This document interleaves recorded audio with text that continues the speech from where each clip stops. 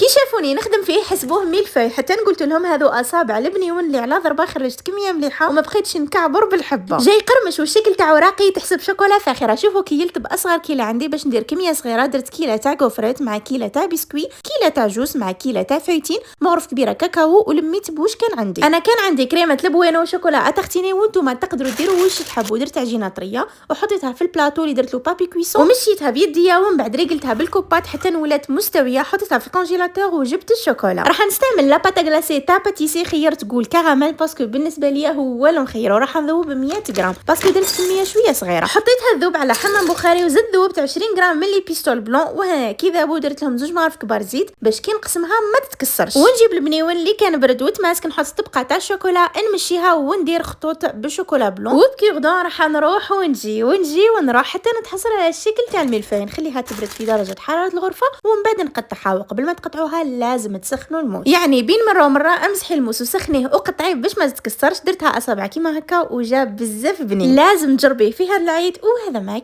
كان.